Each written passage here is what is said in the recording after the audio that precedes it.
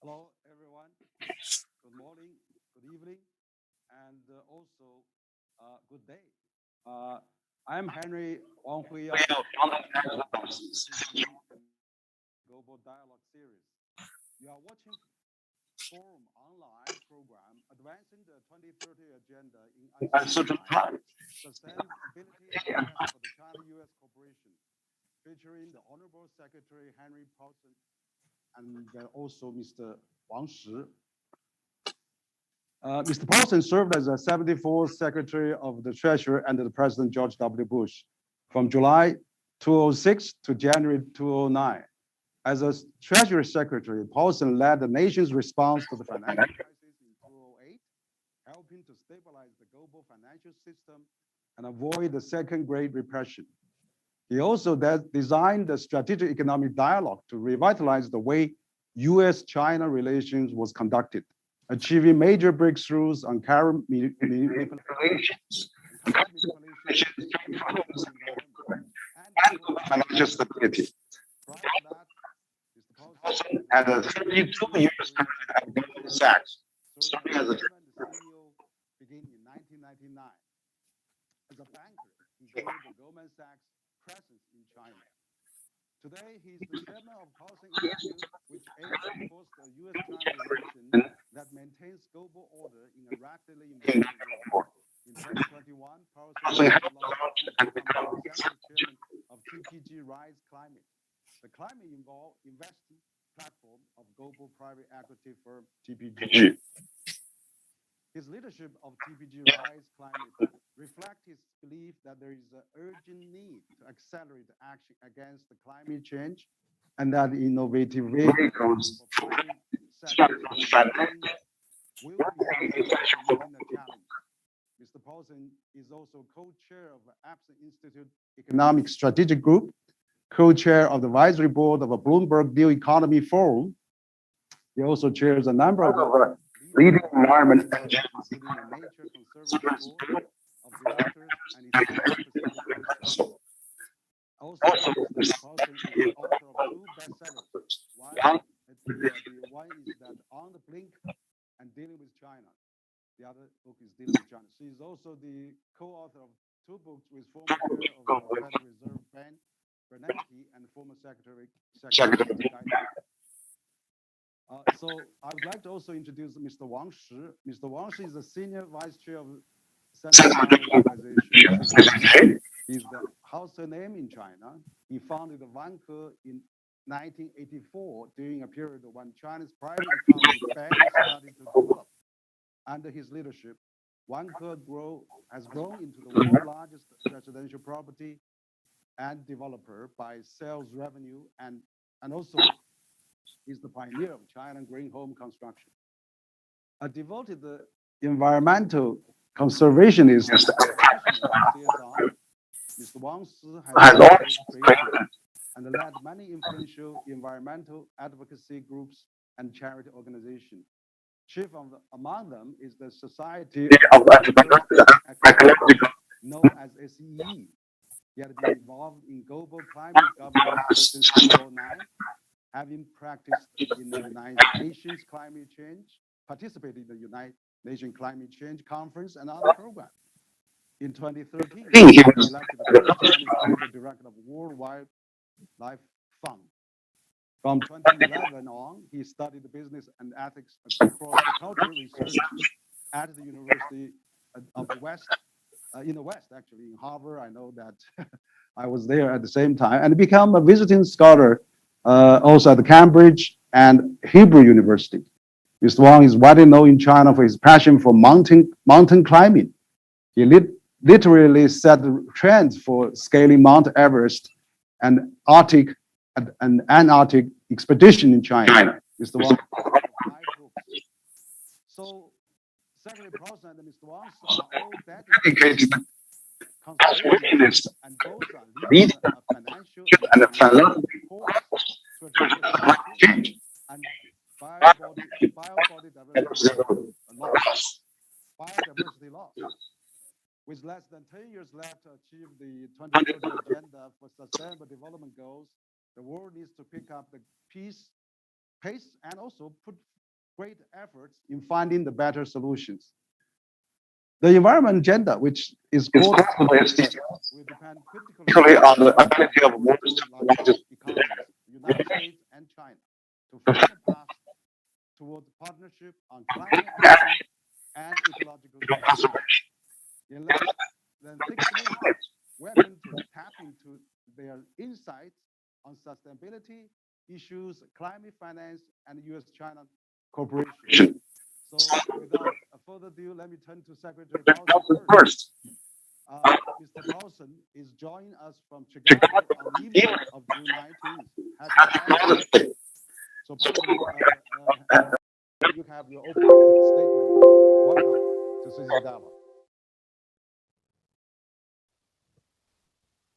Yes, you have to open your microphone, Hank.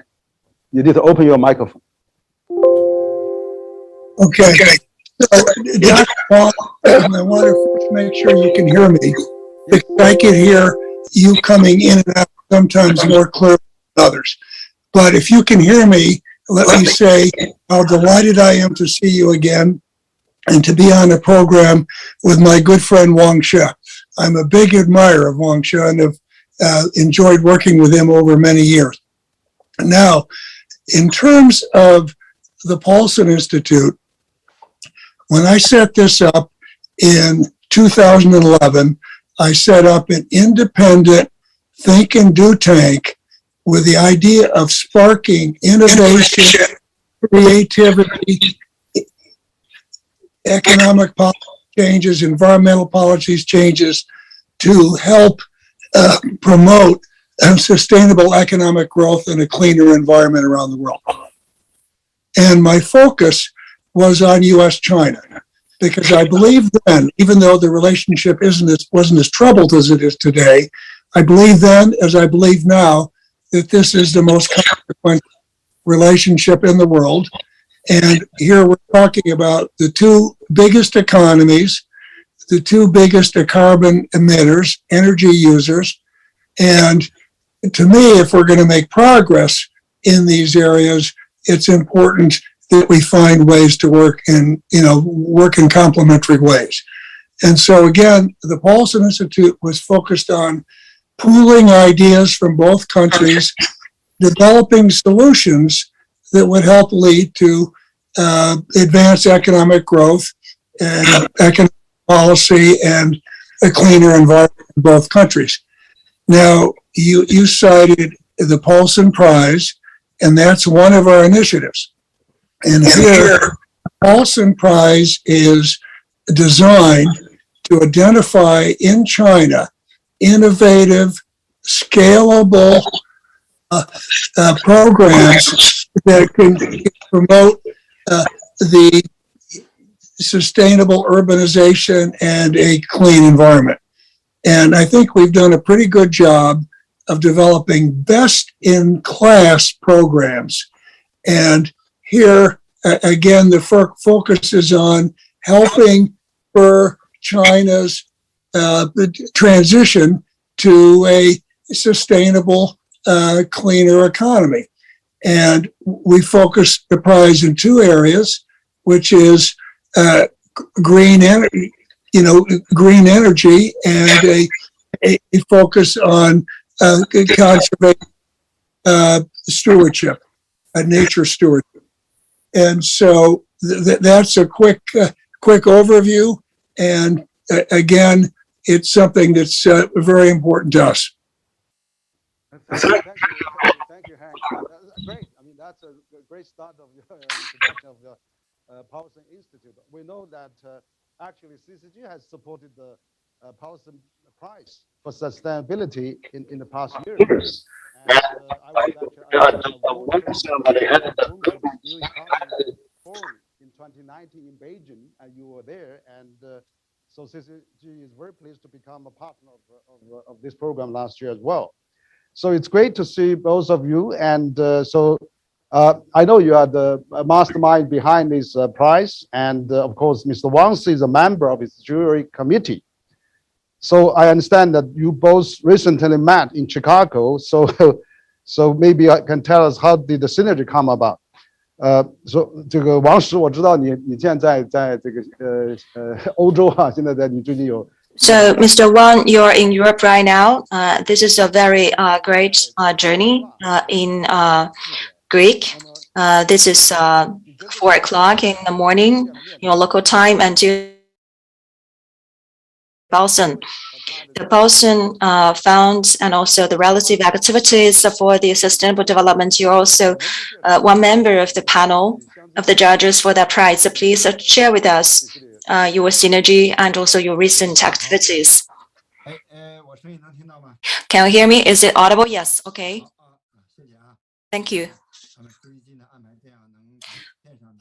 So having this chance to meet with Mr. Paulson online is very valuable. It's fair to say that in early May, I embarked on my journey in Europe.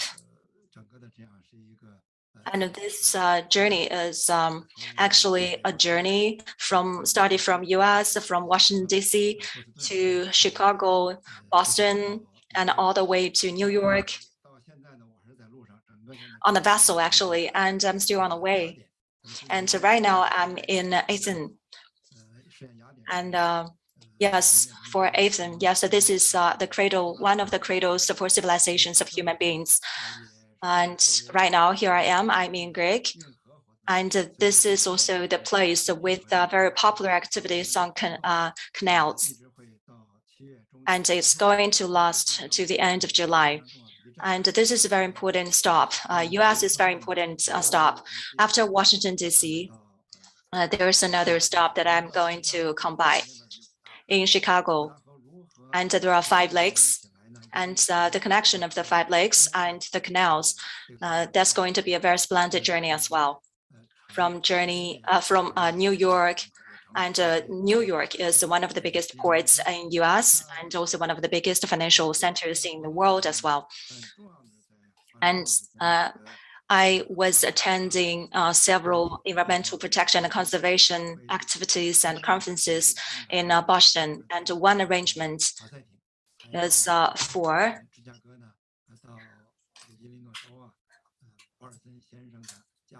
the speedboat racing, and also visited the homes of Henry Paulson, and also it impressed me a lot.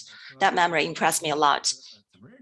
So the beginning moments of meeting with Henry Paulson is also very impressive. About 18 years ago, it was about 2004. At that time, Henry Paulson is the CEO and the chairman of Goldman Sachs, and a very influential financial leader. And I am also a leader in the delegation of a businessman of China. And SEE is the organization I set up. In terms of the environmental protection and conservation, well, both of us have great passions. but of course, we are still lack of experiences. In terms of the teamwork, we also are a very late starter. So we signed the strategic agreement with the TNC led by Henry Paulson. I still remember that was in the Great Hall of People in China. And this was actually the official first moment or first time we met with each other. We didn't talk much. What impressed me most is that at that time, at Wall Street, investment bankers were not very focused on green technology or environmental protection or ESG. However, Mr. Paulson was very much focused on that. And that impressed me a lot because he was both a financier and an environmentalist. And over the years, we have been working together with TNC, and our group has grown from 100 business people to over 1,000. And we've learned a lot about environmental protection and ecology and NGO governance. And in China, close to 1,000 NGOs have been supported by us, and ICE has become a large environmental foundation in China. Having said that, I'd like to talk about myself. In 2002, I was mountaineering, and I went to the highest peak in Africa, and I didn't see any snow on that peak.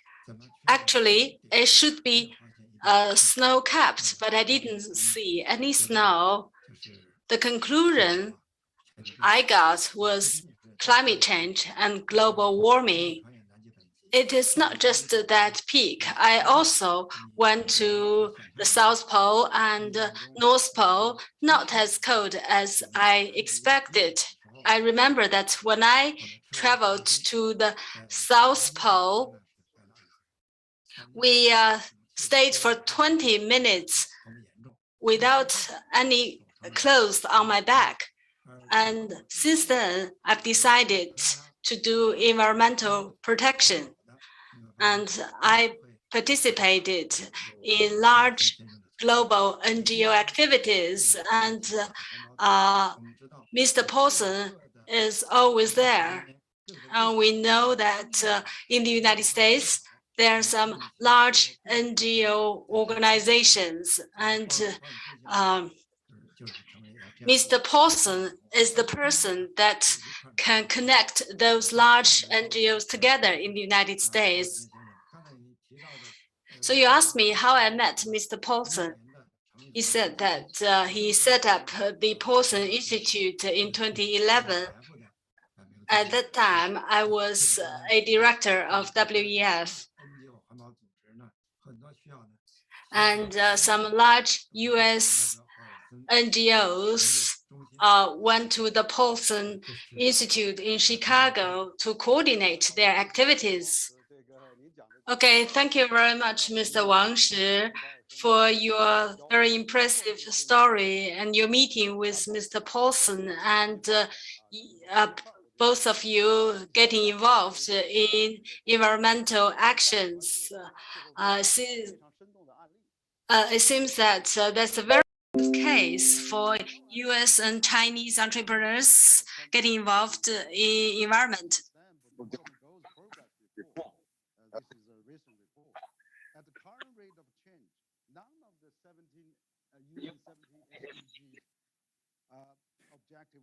Could I, excuse me a minute, could I ask a favor? 对不起， Yeah. 我能问一下吗？ I hear the translator very well, but Dr. Wang, I don't hear him very well. So he comes in and out. So if the translator could give me Dr. Wang's English, then I'll thank you. Okay, maybe can you hear me now? Hank, can you hear me? Yeah, I don't hear you now. I just, Oh, can you hear me? So can you hear me now? you're very faint. So if you could actually talk to me in Chinese and have her translate, then it'll work perfectly. Okay, I can do that. Yes. 好，那我可以讲 Okay. 中文也没问题。 I will speak in Chinese and let Mr. Paulson to listen to the interpreter.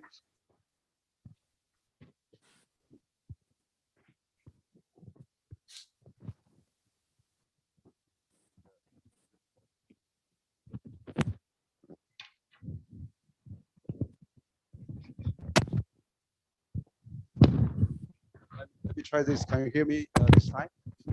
I can hear you now. Okay, great. Okay, maybe I'll use this microphone. Okay. Thanks. Yeah. What I'm saying actually, what I heard Wang just. Now I don't hear you. Oh, you don't. 可以。So, did you speak in English or Chinese all the time? So, can you hear me, Hank? Very faintly, very faint. It's so much better for a translator, Dr. Wang.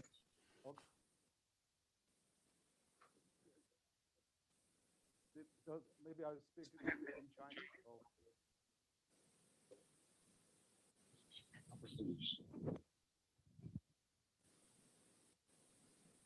So can you hear me now? Yeah. Very faint. Let's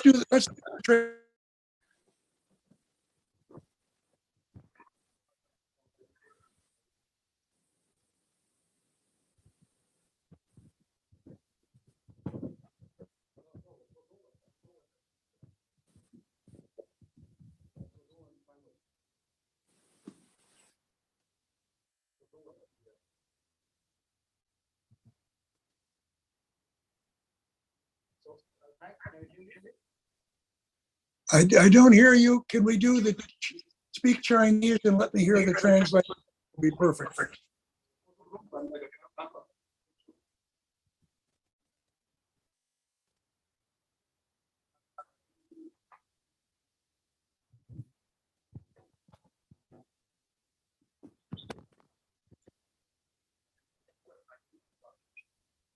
I don't hear you.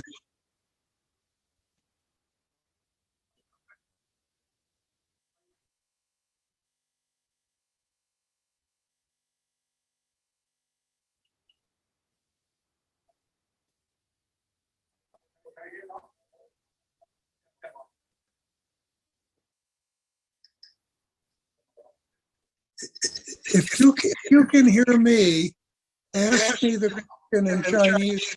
I'll translate. It will be perfect.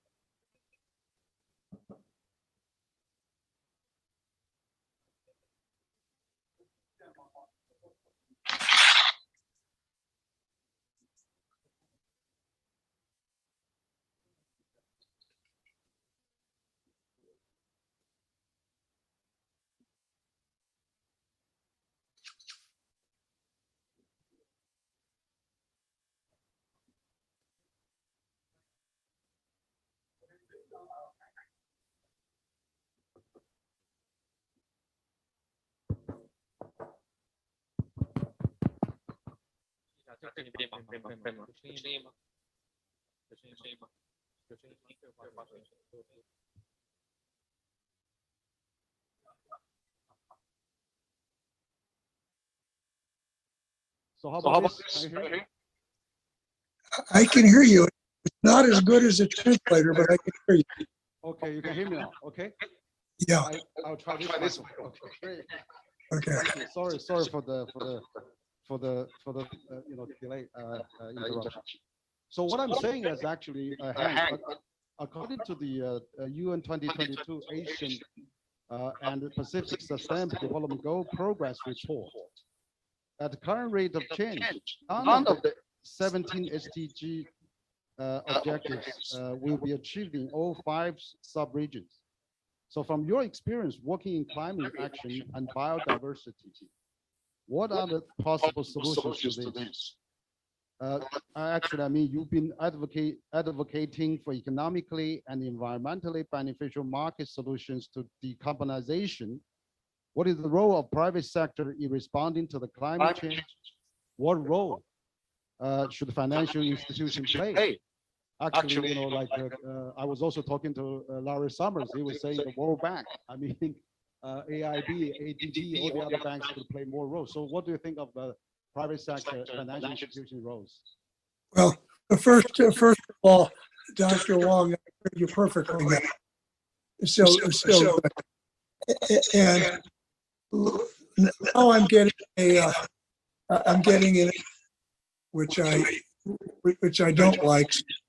Could someone mute their phone so I don't hear the echo when I answer? So anyway,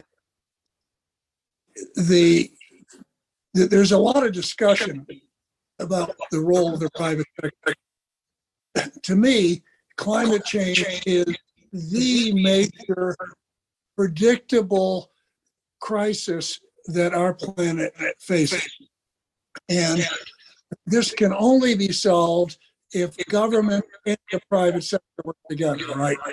Governments can do research on climate, they can set policy, but only the private sector can implement those policies, roll them out in scale. Only the private sector. And so let's start with the private sector. It seems to me that a number of things. First of all, financial institutions need to do a better job of developing financing techniques and models. They can do stress tests. I think financial institutions need to disclose the impact, right? Positive and negative impact on climate. So that's pretty clear in terms of that. Venture capital can do a lot of work in terms of develop breakthrough technologies and get them ready to scale. That's pretty clear. Also, private equity firms. I'm the executive chairman of a TPG private equity firm, and they can put capital behind climate solutions that are proven to accelerate the development of those. But you need to begin with the fact that private sector can't do it without the government policies. It's going to take trillions and trillions of dollars the governments don't have. That money needs to come from the private sector, correct? And it's not a sustainable model for the private sector to make loans or investments that are going to make losses. So the government needs to write the regulatory environment. I agree with Dr. Summers that one of the biggest things that needs to be done is to reform the multilateral development bank and the Bretton Woods institutions. But there, the governments need to come together and change the charter so that these institutions have the financial resources and the technical resources and the legal framework takes to do the work that they need to do. So what I would say right now, the private sector is well ahead of governments, and that there's a lot of ambition in the private sector, but if we talk too much about private sector, it takes the focus on what needs to be done, because governments need the political will to put the policies in place that are going to let the private sector be successful. Great. Thank you.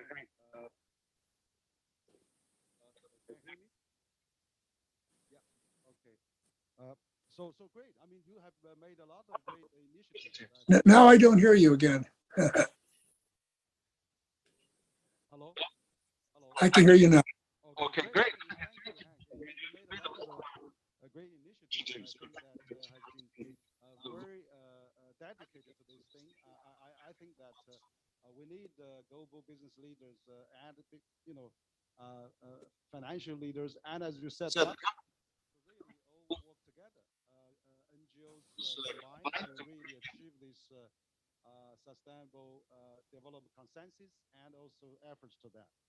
Now I'd like to talk to Wang Shi. 那么我知道 Okay, Mr. Wang, last year you went to COP26 in Glasgow. So what is your biggest takeaway in this conference? So, for example, the low carbon economy. What is your take on the carbon neutral economy in terms of how such economy benefit both business and environment?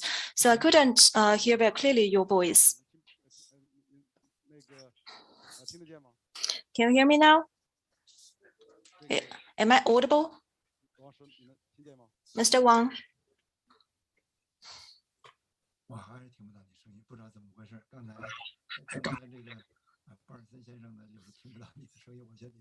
Still not audible, not that clear.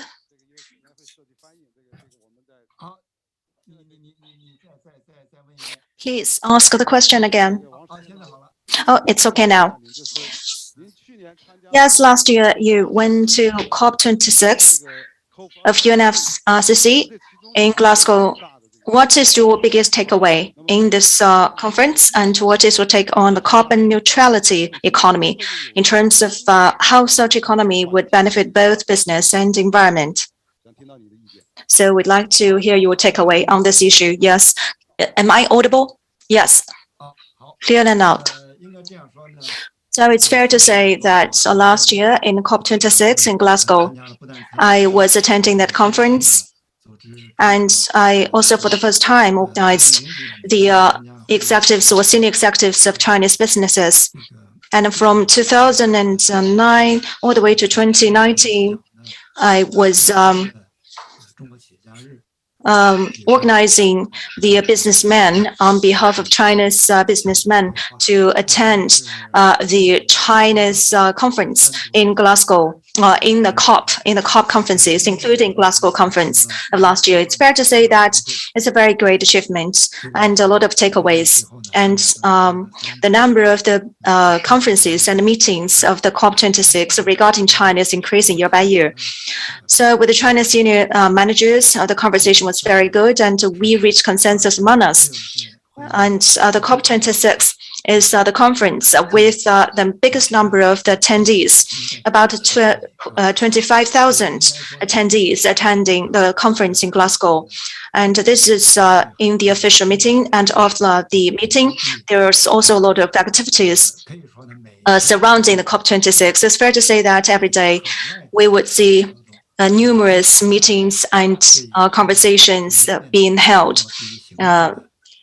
also including China's delegations and activities, and also a lot of attention has been spared to China as well. That is my impression, and my biggest impression, or left the biggest impression to me for the 12 past years. And last year, due to the COVID, we have to get COVID test every day. And all the organizations and countries, delegations are very passionate about the conference. And on the COP26, a tropical forest protection declaration was launched. And we want to wait and see for the final achievements and how this declaration ended up. And we need to see how actions were taken instead of just lip services. And at the same time, we feel that although we know there's a lot of imperative issues in front of us, but still we have to strike the balance of the different interests and also the interest of the different stakeholders. So the agreement reached by all stakeholders is very difficult. Nobody knows what will come until the last minute. So this is really a valuable and a hard-earned declaration in the end. For example, US and China and EU the conversations and explorations on the future solutions for cooperation is always continued. And without the participation by either one of them, there's no speak of the collaboration in the end for the climate issues and many other issues related to this. But still, I'm very positive about this outcome. China's businesses and China's businessmen or entrepreneurs of China, they also have expressed their feelings and opinions in the COP26, and they have shared the stories of the 4 decades of reform and opening up of China.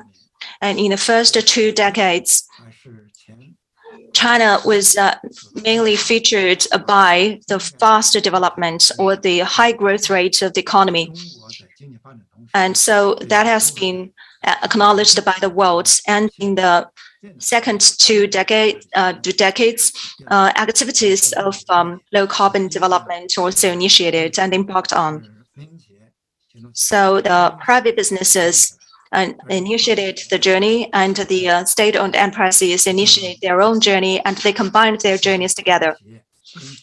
And MNCs and private sectors and public sectors, they combined their efforts together. And that's why the environmental conservation and the natural conservation have achieved a lot of achievements. At the same time, the government and the private companies and public companies, they have to join hands together, just being alluded to by Mr. Henry Paulson, that the passion and also the endeavors need to be generated, and also especially from the private enterprises. So the consensus and also the declaration and achievements reached by all stakeholders and governments in UNFCCC COP conference is very important, especially on the climate summit and also in the climate related conference.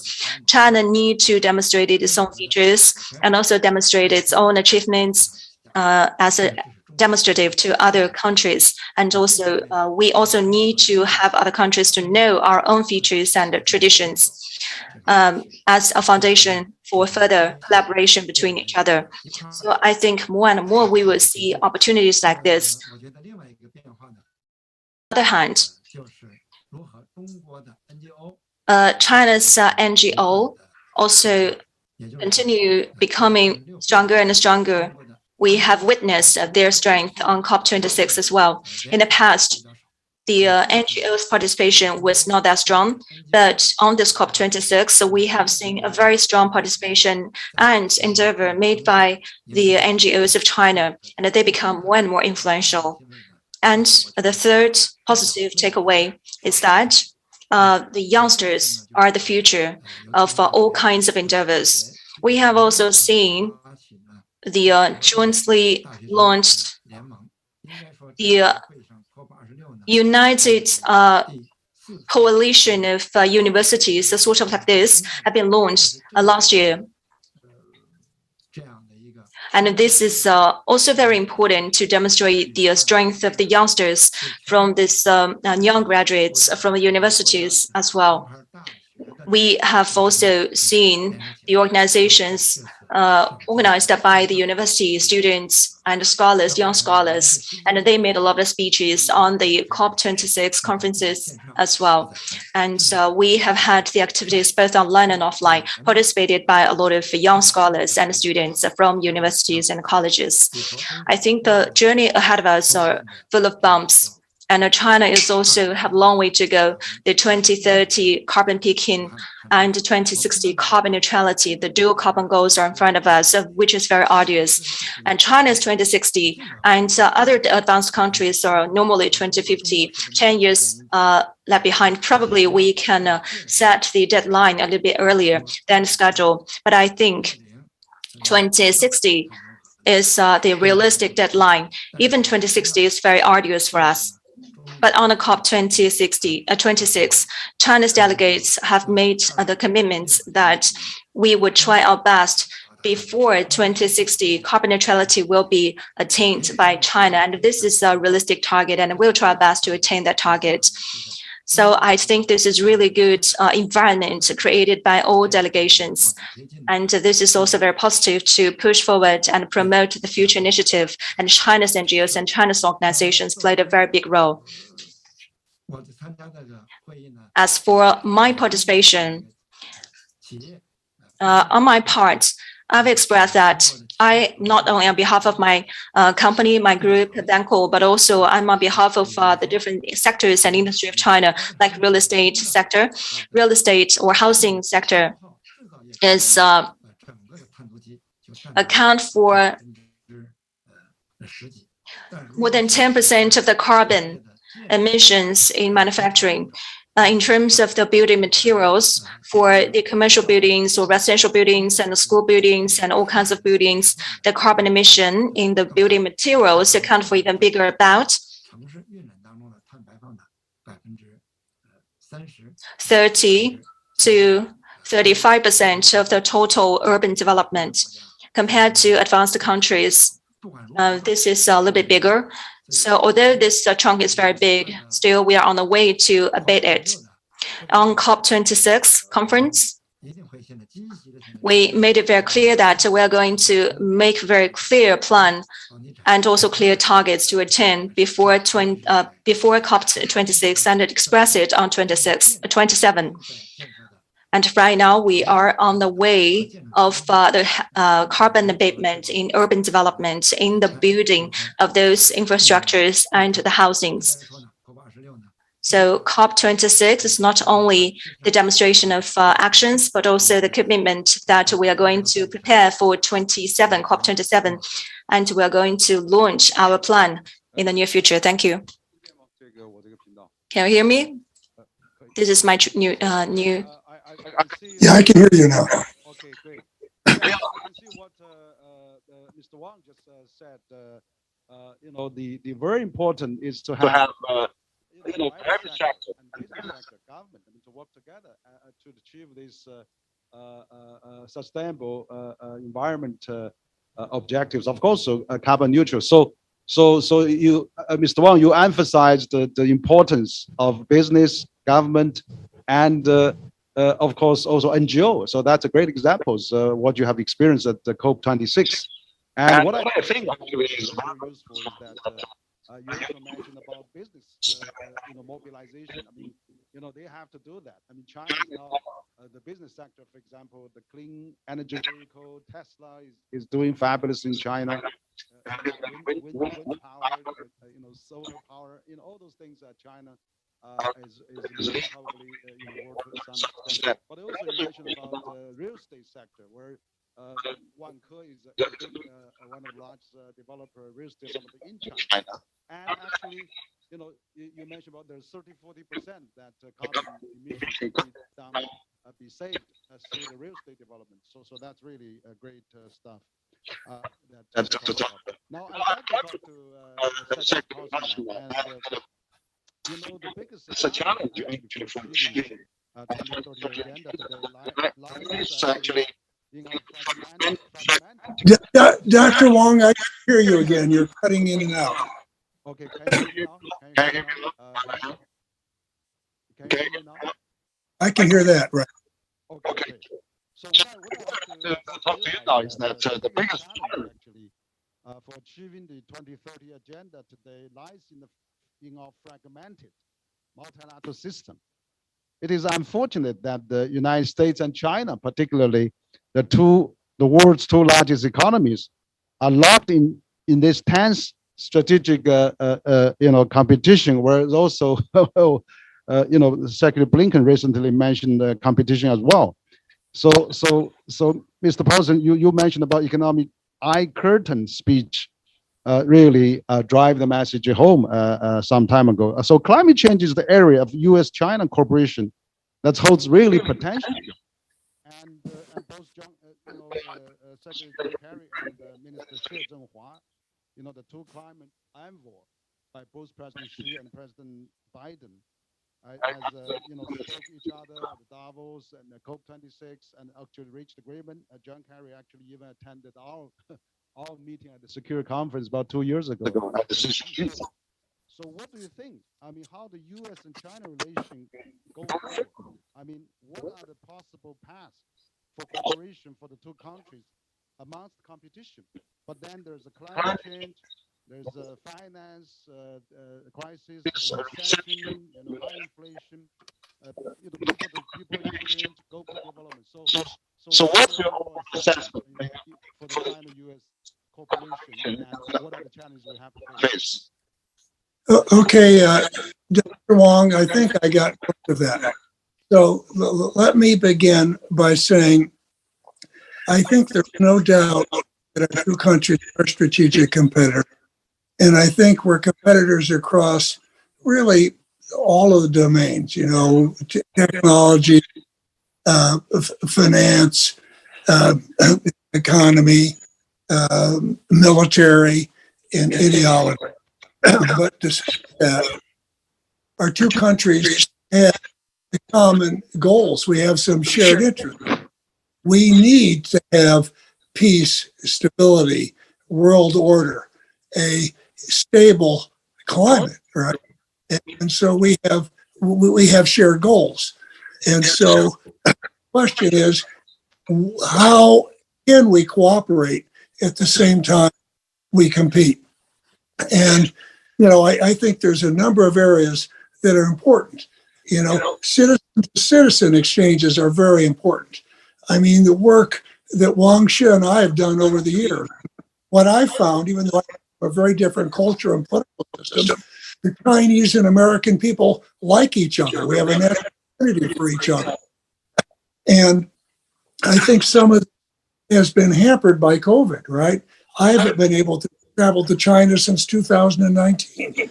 Many business people that were in China have come back as a result of COVID.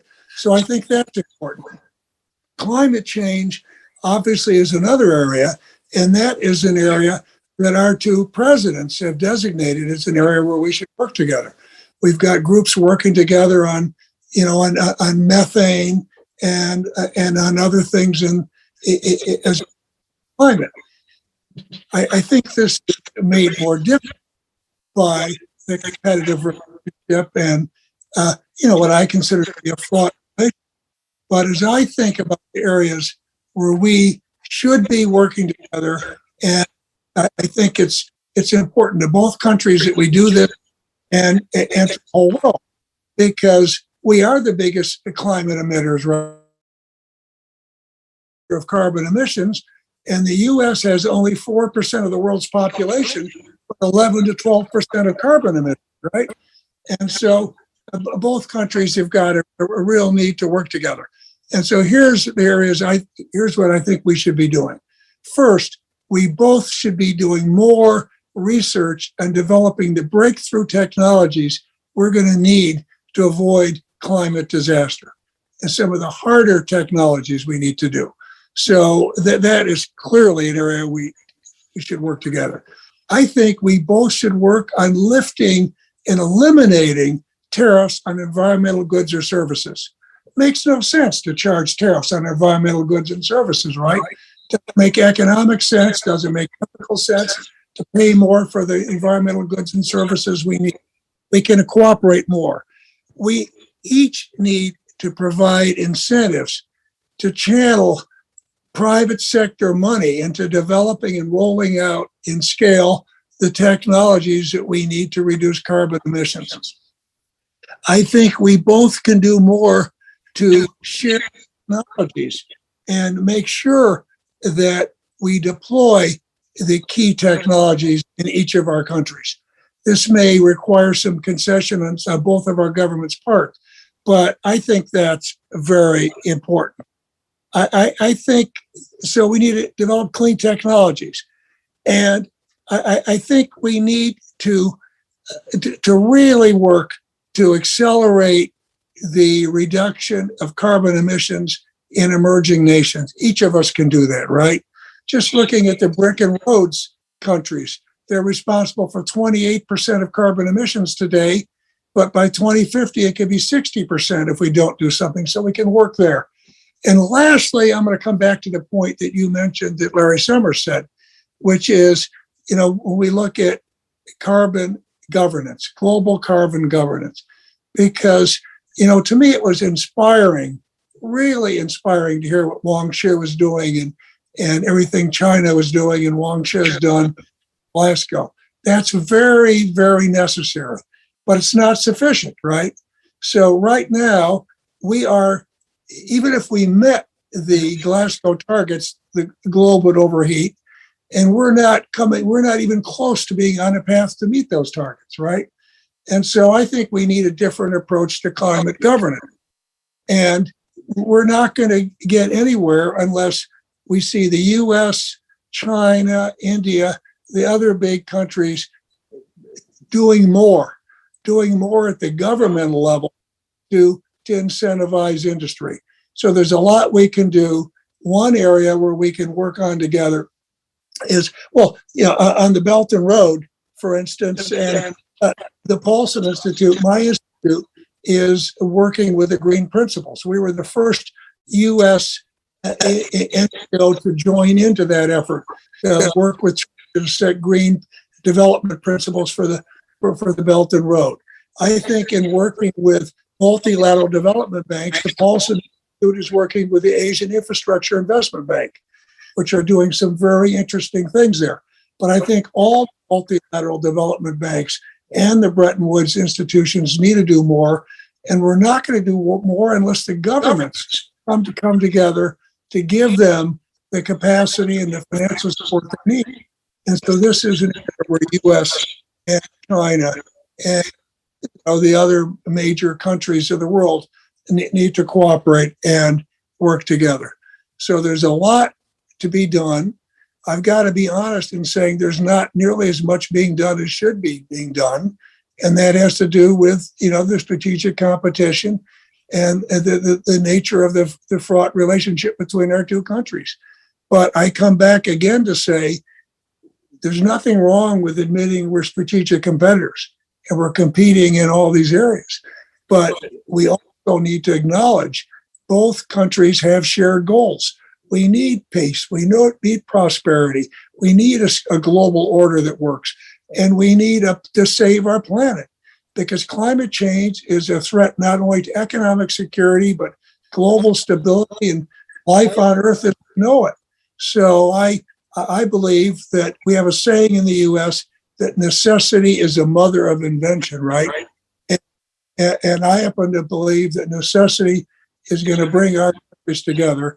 And again, I look forward to the day when we can travel freely and I can visit China and we can have more interpersonal relations.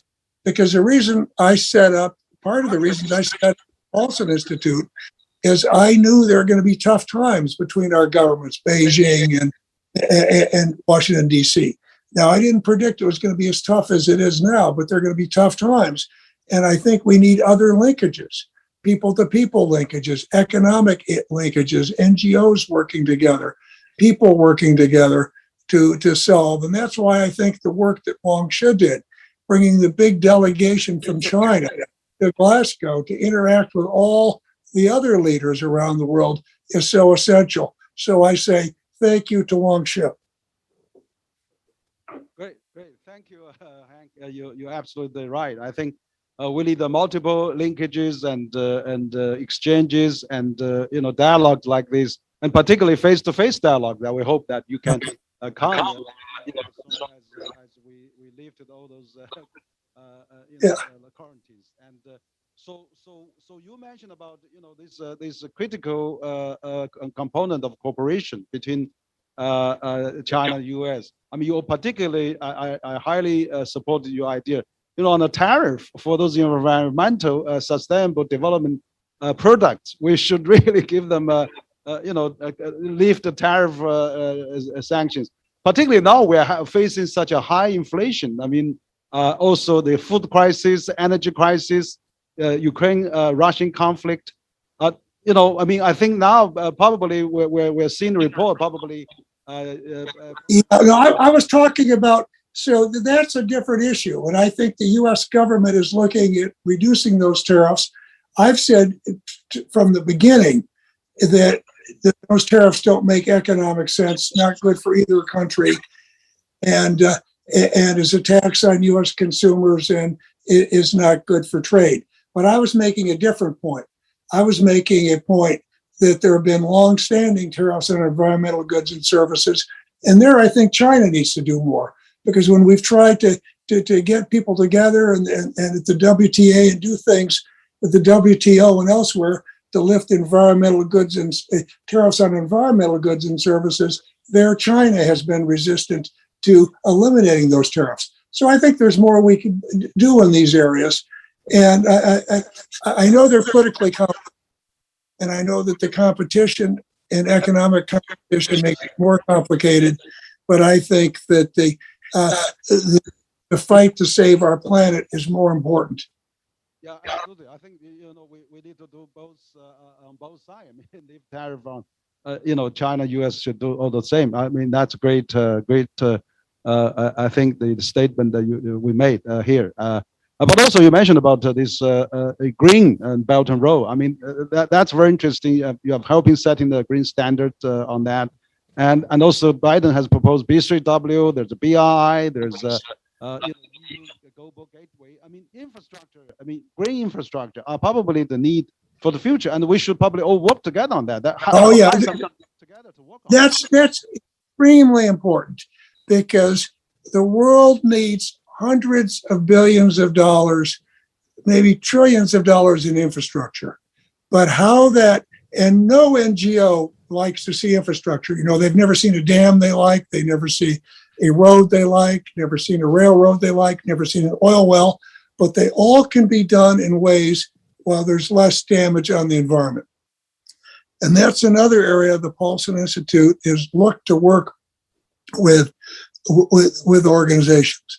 And I think every development bank, including the China Development Bank, the Exim Bank, all the development banks can do a better job of planning in advance, right?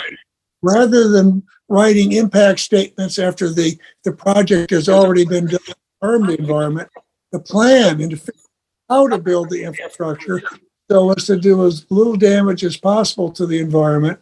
And we haven't talked much about the biodiversity crisis, but I see the biodiversity crisis as being every bit as alarming as the climate crisis, because two of them go together.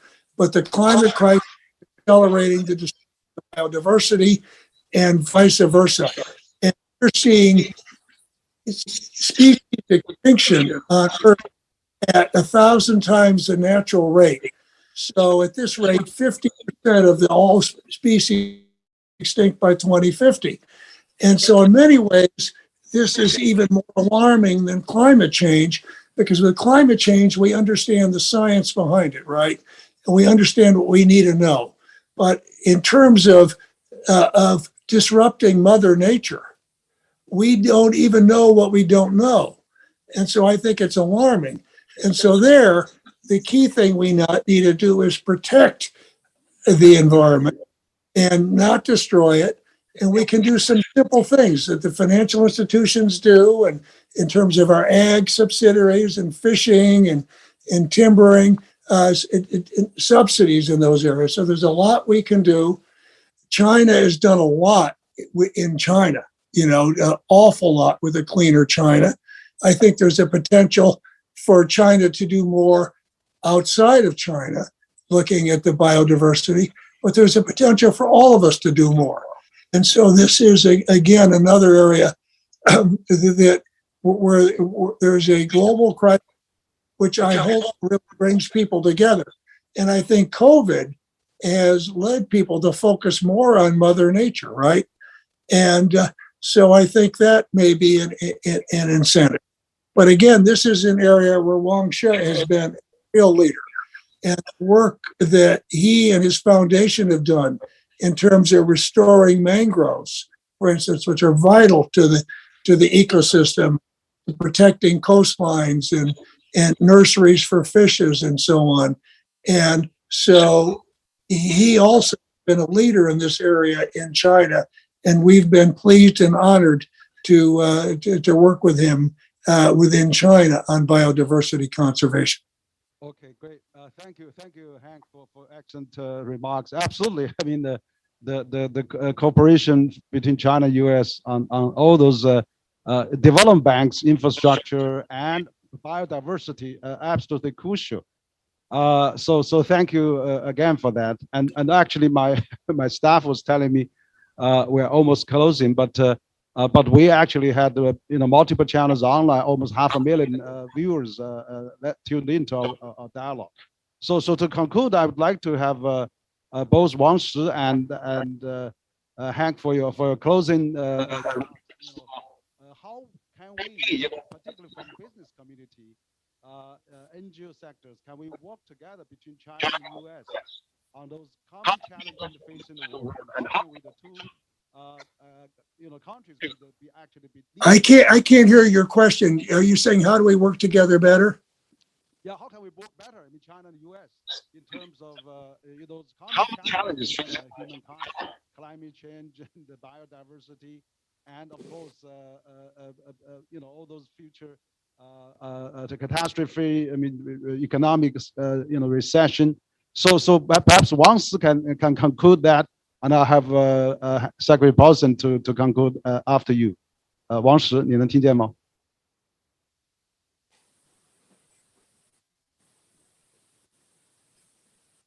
开一下你的话筒。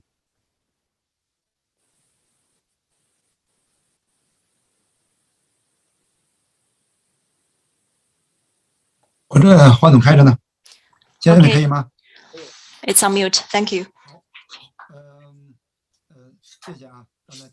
Thank you. Yeah, listening to the presentation made by Mr. Henry Paulson, I felt the same thing regarding how to better facilitate the cooperation and collaboration between U.S. and China in the future for the common challenges faced by human beings. As a leader of NGO and a leader in a business community in China, I think after China joined WTO, China has been regarded as a market which was open. And at the same time, China is also a very important bridge between the different streams of the flow of the commodities and the services. So as a businessman, from the business environment, it's fair to say that from the beginning of reform and opening up all the way to now, across the whole systems of the finance, the commodities development and the trade and everything, we have seen the interrelated world between you and me, between different countries and different stakeholders.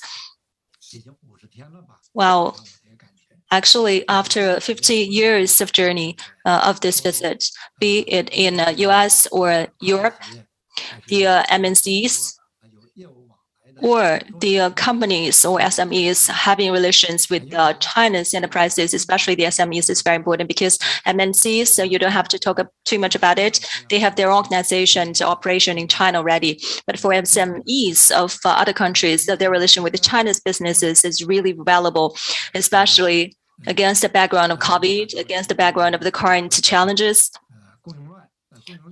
in the supply chain, especially. We have seen the blocking and the disruptions during these years. So it's a really hard, very hard time. And like the business of China, for them, it's very hard to get out. And for those business in other countries, it's very hard to them to get in China. So from the emotional perspective, or from the business perspective, it's really hard times. The connection is very important. And we have felt a lot of disruptions in the connections between each other. So the conflict does not come from the trade barriers or the tariffs or the trade conflicts. Not that. It's the COVID, it's the pandemic. We have had the same expectation that after COVID is over, we can be connected and reconnected together. So everyone is actually prepared for that moment to come, couldn't wait for that moment to come.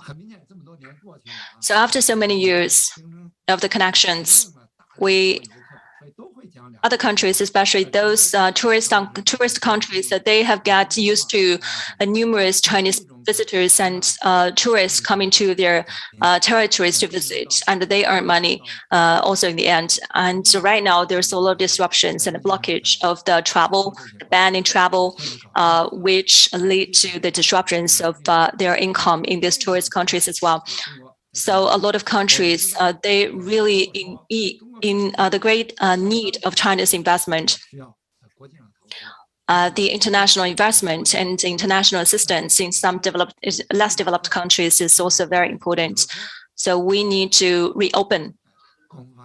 And in terms of, for example, the clean energies development, like the wind power development, batteries, and the energy storage, and we have felt that this country is in need of China's investment, collaboration, and China's companies to come and to reside over there, to cooperate with them. So the climate is becoming warmer. This is one issue. Cooperation is very necessary and is a must. And this must actually is beyond the need for conflicts. We have to join hands, and we have to set aside the conflicts of the interest. Like Paulson has said that the biodiversity conservation is equally important as climate change issues. I agree with them, and we have to keep humble as human beings in front of the nature, in front of the biological environment, because we are yet to know the full picture of the influence or impact of the climate change to biodiversity. And we have to wait and see, and we have to take initiative in preserve the nature in advance, no matter what happened in the end. And also we have to explore the common way to, or the common solutions to protect the biodiversity, which can benefit all of us, especially after COVID. So the biggest imperative of humanity, I feel, is the initiative taken by China, US, and EU countries for common development and common prosperity. But I think the three parties are the most important. US, China, and EU. These are the three most important force for NGOs.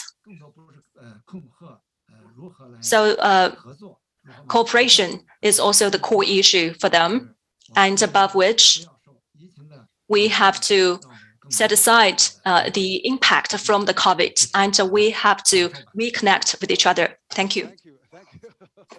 Mr. Wang, you mentioned very well. I think that's very important to have these exchanges between the business, between the people, and travel. Outbound tourists from China, all those good things that I think are really needed to really keep the bridges and flow. So Secretary Paulson, your last word, and how U.S.-China business and to government and also with other countries to work together for facing the common challenges. Things I said earlier. I'll begin with the governments, and I really do think that I'm say much about governments because I think, unfortunately, our governments are communicating. It's good that they're communicating. There's communication at a senior level, but there's a lot of communication that isn't taking place.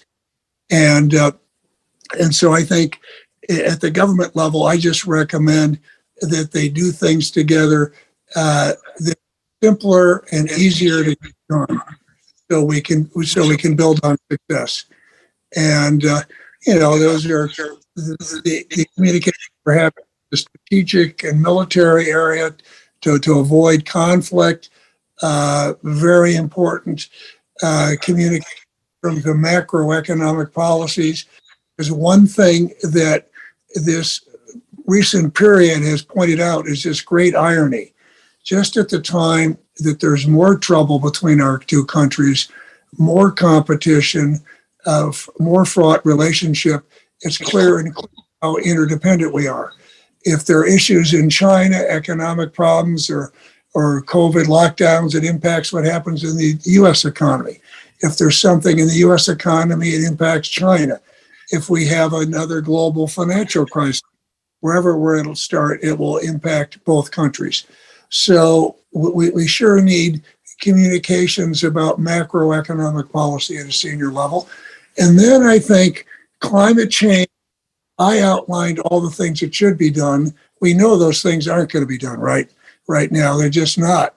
So realistically, we have to do some simple things.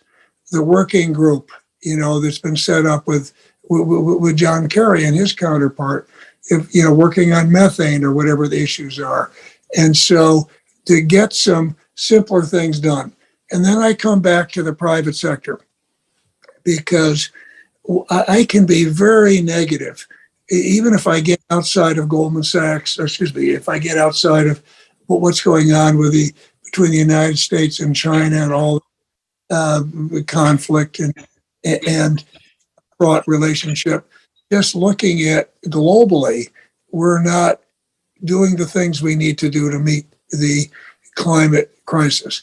But the good news is what you see in the private sector, because what we've seen is due to a lot of innovation there. We've seen the cost of renewables come down so they're competitive, right? So in half the world economies, if you have scalable wind or solar, it's competitive with, and in many cases better than coal or gas. And so we've seen that, number one. And that's a big positive. And then what we're seeing financial institutions are putting pressure on companies to take action. Their investors are, and their customers are. The people are, the American people, the Chinese people around the world want to see progress. And so businesses are innovating at a faster rate than I've ever seen. And I've probably talked in the last year with the CEOs of 80 global companies from all over the world. And if I talked with those companies 2 or 3 years ago, they'd say, oh yeah, we're the best at environment and climate change. Talk to my sustainability officer. I want to talk to you about US-China relations or what's going on with the economy. Today, they're all focused on climate change. And so they're making progress. And so I think so I think there will be opportunities for cross investment in this area and for companies to continue to make progress. And so that's where it is. But right now, I think that there's going to be a limit to what we can do and to make a lot of progress as long as the Russia is continuing to invade Ukraine. So I think that's going to be that's doing a lot to disrupt the global economy. But overall, there's plenty of things we can do, and it's very good and applicable that you had Wang Shi on this discussion. I think a lot of what is going to be done by the private sector. So thank you for this opportunity. And it's always good, we can see some of the problems we've had even with technology today.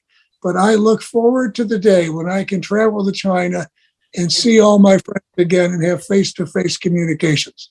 And with my colleagues at the Paulson Institute, I had a Zoom call with them again this Monday and thank them for all the work our Chinese colleagues are doing in China, in Beijing and Shanghai. But I haven't seen them in person now in a couple of years. Okay, great. Thank you. Secretary Paulson. Excellently, you said at your closing remark. I think absolutely the government is important. They should increase the level of communication and dialogue. Absolutely, so crucial.